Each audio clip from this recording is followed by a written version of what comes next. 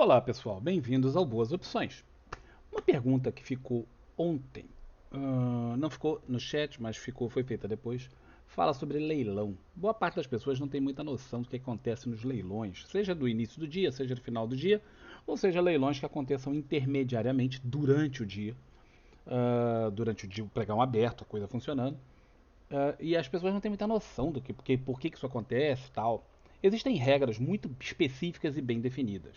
Se você quiser conhecer essas regras em detalhes, eu sugiro que você entre no site da B3, né? E lá procure pelo termo leilão. Aí tem lá toda uma lista de coisas e momentos.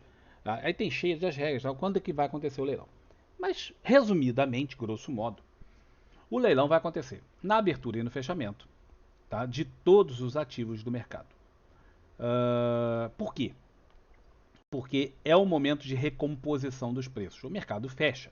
O mercado brasileiro não fica aberto 24 horas por dia. Então, durante parte do tempo, ele fecha. E quando fecha, boa parte dos ativos que nós negociamos no Brasil são negociados fora do Brasil. Tá? Através de ADRs, através de outros tipos de títulos fora. E não só isso, nosso mercado, ele de uma certa forma, ele é atrelado ao restante dos mercados mundiais. Então vamos dizer que a gente hoje tivesse terminado o dia, né, o dia não terminou ainda, mas tivesse terminado o dia com uma alta de 1%. Nosso dia acaba, tal, durante a nossa noite, nosso mercado fechado, acontece, sei lá, explode uma bomba nuclear em algum canto, essas coisas absurdas que acontecem. Ora, o mercado lá fora vai ter mexido desesperadamente com isso, porque os mercados estavam abertos. China, Japão, Austrália, pensa, os mercados estão abertos, né? E um dos nossos fechados, conforme alguns mercados que não fecham, como Forex, ah, é, criptomoedas, há futuros americanos que negociam 24 horas por dia. Então, eles, embora o mercado geral feche, há alguns tipos de futuros nos Estados Unidos que negociam 24 horas por dia, todos os dias. Então, num primeiro momento, na abertura, tem que haver uma recomposição. Então, é uma oportunidade que os players têm de colocar suas ordens de acordo com aquilo que aconteceu durante o tempo que o nosso mercado esteve fechado. Tá? Então, há um leilão de abertura. Nesse leilão, você coloca a sua ordem, a ordem você coloca no preço que você achar melhor. A bolsa, ou pode colocar mercado, também é possível você colocar mercado. E a bolsa vai tentar casar o melhor possível essas ordens, para dar um preço standard. É óbvio que eles não vão conseguir casar todos os preços. Mas eles vão casar, tem uma regra aí, tem toda uma regra matemática de como isso é feito. Eles vão tentar casar isso e aquilo vai sair um certo preço, um preço standard, vai sair do leilão. Ora, ordens ficam na pedra, porque vamos dizer que o preço de leilão fosse aqui no nosso caso 115 mil. E 115 mil quanto? A abertura se deu 115.135, né? Ora, o cara que botou uma ordem de compra a 115 mil e 110, 120, provavelmente ele entrou no leilão e conseguiu pegar essa ordem melhor. Mas um cara que botou a ordem dele de compra a 116 mil, também pegou essa aí. Mas o cara que botou a 115 mil, não pegou. Tá? O cara botou a ordem de compra dele aqui, ele não pegou essa, porque o preço é muito diferente. E a ordem dele vai ficar lá. Quando abrir o mercado, a ordem dele está lá. São aquelas ordens que você vê na pedra quando você vem aqui no Times and Trades. Aliás, no livro de ofertas. Se você abrir aqui, você vai ver, tem uma opção de ordens lá. Quando abre, o troço está indo em leilão, você vai ver que tem umas ordens que ficam por aqui. Tá? Então isso acontece na abertura, no fechamento é a mesma coisa. O cara quer sair e todo mundo vai sair, tem aqueles preços que rolaram durante o dia e as pessoas botam as suas ordens, os grandes fundos principalmente botam as suas ordens e ali é feita uma recomposição através dessas regras que estão lá na B3 de como eles vão tentar casar o melhor possível esse tipo de ordem. Quanto maior a quantidade de ordens que apareçam num dado momento, mais lento vai ser o leilão, então mais prolongado ele vai ser. Você vai ver que tem dias que o ativo sai do leilão, quando tem a abertura, sai do leilão em 2, 3 minutos. Tem outros que vão se levar 10, 15 minutos. Tem dias, não muito comuns, em que um ativo vai ficar 40 minutos, 45 minutos em leilão. Porque são ordens muito grandes, volume muito grande de ordem, e aquilo tudo tem que ser tentar casar aquilo dentro daquelas regras que a B3 estipulou, e isso funciona. Bom, isso para o leilão de abertura e de fechamento. E os leilões que acontecem intradia.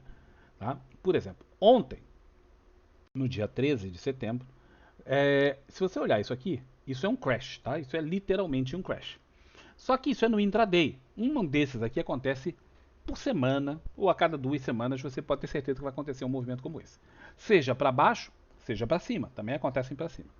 Por isso operar em intraday é tão difícil. Pensa, crashes são momentos mais difíceis de se operar no mercado. É quando muita gente quebra de vez, muita gente se arrebenta, tal. Alguns fazem fortuna, sim, é verdade, mas a maioria não, a maioria perde. Pensa isso, um crash acontece em média, a cada 10 anos. Nós no intraday temos um crash por semana, todas as semanas, basicamente todas as semanas. E aí o cara tá operando no intraday e ele acha que ele vai dominar isso aqui, vai se dar bem. A maior parte das vezes não vai.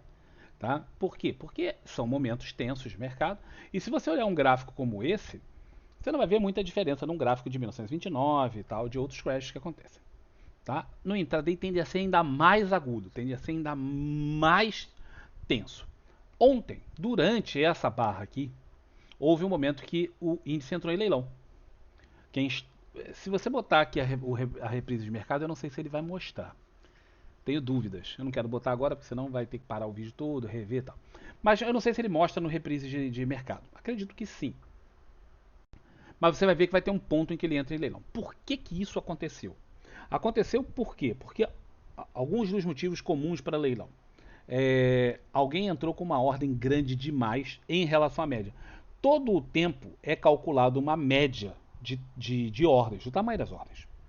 O tempo inteiro, tem um padrão para cada ativo, né, em tamanhos de ordem. Então vamos dizer no índice, o padrão das ordens é de 200 contratos, 300 contratos, tal, que eles estipulam. De repente entra uma ordem aqui de 5 mil, ou 10 mil, ou 20 mil contratos na venda.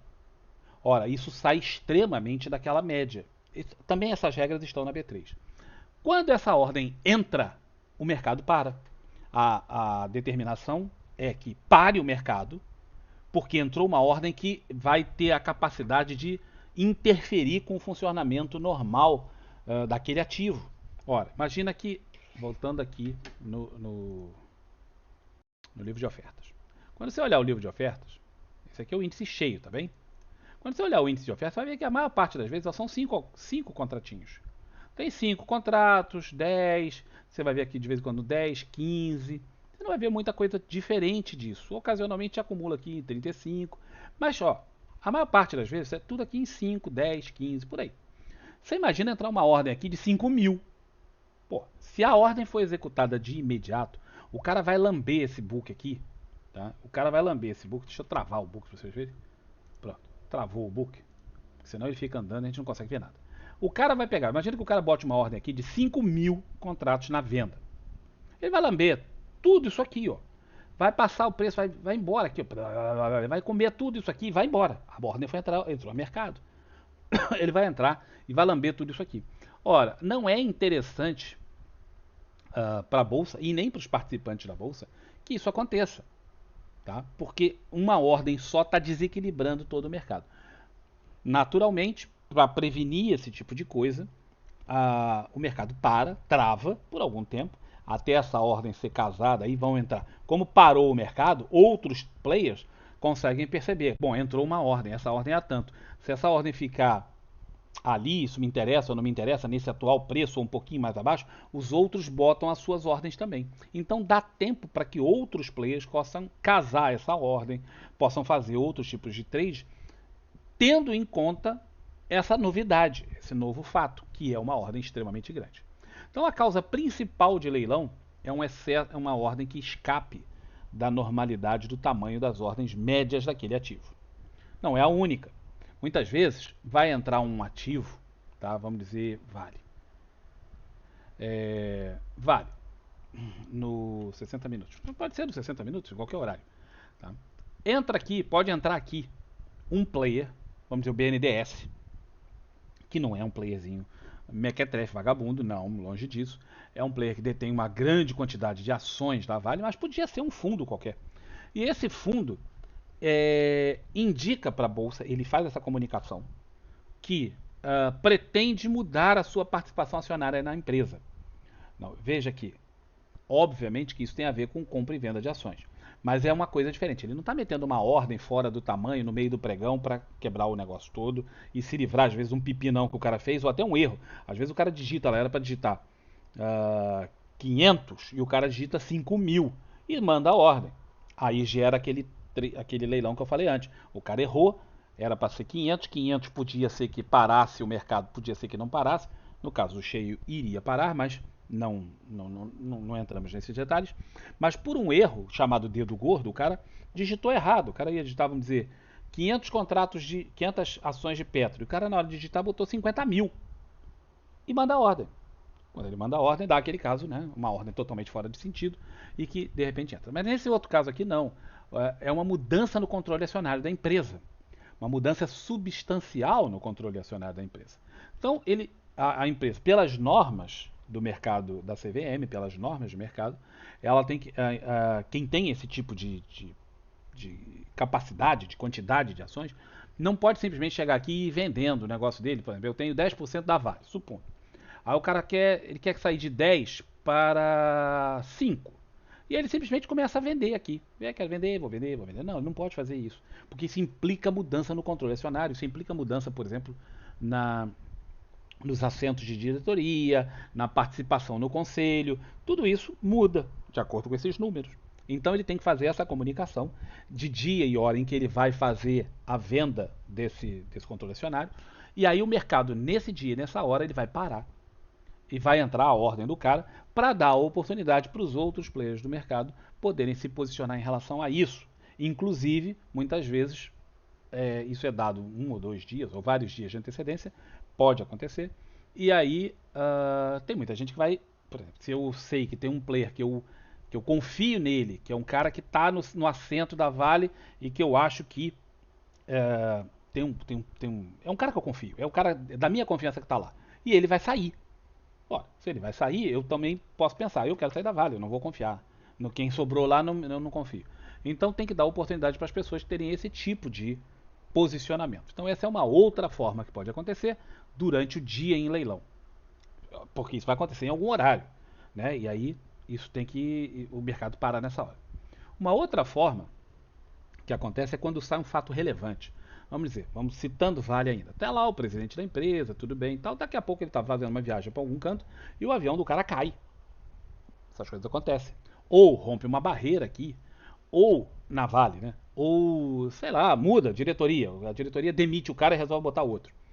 Isso é um fato relevante muito importante. E, normalmente, isso pode acontecer durante o horário de expediente, nas 8 horas do expediente. Ora, se isso acontecer durante o expediente, esse fato relevante é muito importante, vai gerar movimentação no mercado e a bolsa para a negociação do ativo, suspende a negociação do ativo durante um prazo. Esse prazo pode demorar 15 minutos, 10 minutos, 20 minutos, 1 hora, 2, depende do tipo de fato relevante. E quando for para retomar a negociação, a retomada não é assim, simplesmente volta a negociar. Não, volta num leilão. Para dar tempo e oportunidade para as pessoas se recomporem no mercado em relação àquele fato relevante que aconteceu. Certo? Então, essa é mais uma razão pela qual pode acontecer um leilão durante o dia. Outro fato, por exemplo, o dólar. É muito específico nisso. É muito fácil de perceber isso no dólar, porque o dólar tem um. Ao contrário do que as pessoas pensam, o Banco Central não é o market maker do dólar. Tá? Existem alguns market makers que são determinados pelo Banco Central, que são determinados não, que são eles apregoam por isso e são selecionados e trabalham como market makers, são entre 10 e 12. Agora eu estou na dúvida se são entre 10 e 12 ou entre 12 e 14. Mas é um número mais ou menos assim. Market makers, para você ter uma noção do tamanho, do volume, da intensidade que é a operação de dólar. Boa parte das ações tem 1 ou 2 market makers. Aqui tem, agora na dúvida, né, entre 10 e 14, mas eu acho que são mais ou menos 12 market makers, para você ter o tamanho do negócio. Mas mesmo com esses market makers operando, ocasionalmente o mercado tem problemas de liquidez. Tá? Então o dólar pode apresentar, em oscilações muito bruscas, problemas de liquidez. O Banco Central não intervém no mercado de dólar para controlar o valor da moeda. O Banco Central não controla se o dólar está caro ou está barato e ele faz isso. Não, ele controla a liquidez. O problema, e as pessoas confundem isso por esse motivo, é que geralmente a falta de liquidez acontece ou quando o troço cai muito rápido ou quando sobe muito rápido. Ora, se tem uma movimentação muito rápida do mercado e os players que precisam comprar dólar estão com dificuldade, por quê? Porque se está subindo direto e há muito tempo ou muito intensamente, fica difícil para o cara comprar, porque quem vai vender para ele? Quem venderia um negócio que eu acho que daqui a meia hora vai estar custando muito mais caro? Eu não vou vender, eu vou esperar meia hora para vender para o cara. Né? Daqui a pouco vai subir muito mais, então eu não vou fazer o negócio agora. Começa a secar o pessoal que quer vender e o mercado de dólar é um mercado de ativo real. As pessoas não estão negociando dólar para fazer sacanagemzinha de vou ganhar um trocado. Não, as pessoas estão negociando dólar porque elas precisam pagar exportação, importação, uma série de coisas, cartão de crédito, essas coisas todas. Tudo negocia aqui.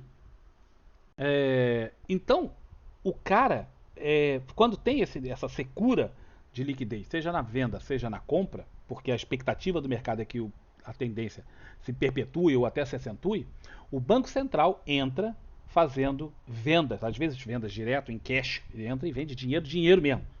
Outras vezes ele faz vendas de títulos, de swaps, de títulos em que ele garante que ele vai fazer compra, ele vende agora o título que vale tantos centenas de milhares de dólares ou milhões de dólares, e ele garante que ele vai fazer a recompra por um valor XYZ daqui a tanto tempo e te garante uma taxa nisso aí. Então o Banco Central pode atuar de várias formas. Seja direto no mercado em cash, seja pelos swaps. Ele pode fazer swaps de recompra, de revenda. Ele pode fazer momentos do mês em que ele vai fazer rolagens de swaps feitos um tempão atrás e ele agora quer rolar isso por qualquer motivo. Então o Banco Central tem esse poder de atuar e ele faz isso, obviamente, no Banco Central, no dólar. E vocês vão ver que ocasionalmente o dólar simplesmente para. Para por quê? Porque entrou esse momento de dinheiro alucinado. Imagina um Banco Central. O Banco Central estaria para um big player, vamos pensar assim, numa ação. Petro, aí tem um big player. Você pensa UBS, pensa alguma coisa. Tá. Agora pensa, o Banco Central estaria para esse big player como o governo dos Estados Unidos está para uma pessoa. Você vai brigar contra o governo dos Estados Unidos. Você vai perder. Você vai perder. Muito provável que você vai perder. Tá? Então, o Banco Central ele é tão superior, é tão acima, tão muito maior que os players todos perdem para ele, não tem solução.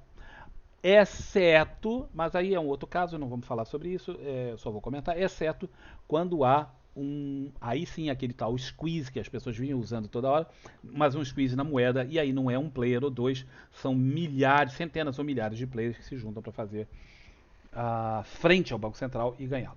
Mas em suma, o Banco Central pode intervir aqui e você vai ver leilões no dólar com uma certa frequência. É um dos ativos que mais entra em leilão, o dólar, quando acontece esse tipo de coisa. Esses movimentos muito intensos, tá? E a queda de liquidez no ativo. Em suma, essas eram as razões médias. Pode ter aí algumas outras que talvez tenham me escapado, mas no geral, quando você vê um leilão no ativo, como aqui, como foi ontem, durante isso aqui, é por conta dessa ordem muito grande. De repente entrou, porque o que aconteceu ontem foi exatamente isso. O mercado abriu, um gap, tudo muito bem, estava todo mundo esperando a notícia, tá vendo que o mercado andou de lado, estava todo mundo esperando a notícia da inflação nos Estados Unidos, e veio uma notícia que impactou profundamente as pessoas.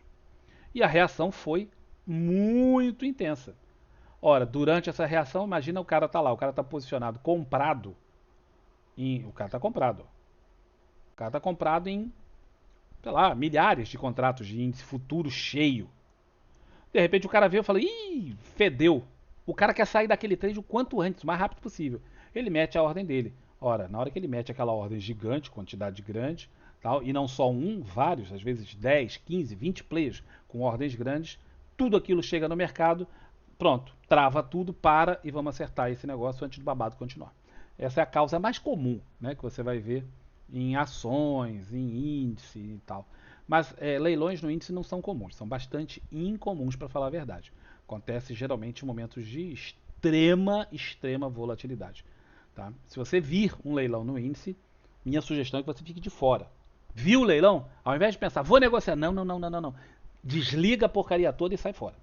Porque quer dizer que a volatilidade vai aparecer muito violentamente. Aqui até teve continuidade para baixo. Isso aqui poderia fazer esse candle, poderia fazer depois um outro candle para cima aqui, depois um outro para baixo enorme e poderia ficar nisso aqui um tempo e você está nesse meio. É como tá com um barquinho no meio do Oceano Pacífico durante uma tempestade com tufão. Não é a melhor das escolhas. Toda vez que você vira alguma coisa parecida com essa ou perceber um leilão, sai fora. Não é o melhor lugar para você estar. Certo? Então tá aí uma explicação sobre os leilões, que ficou até um pouco longa, mas espero ter coberto todos os assuntos que tem a ver com o leilão. Se vocês quiserem, lembre-se, tem as regras todas aí em minúcias, detalhes, né, toda aquela coisa, porque isso são contratos.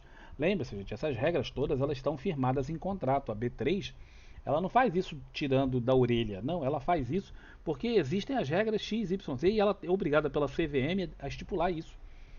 E tudo isso funciona de acordo com esses detalhes, é minuciosamente detalhado nos contratos.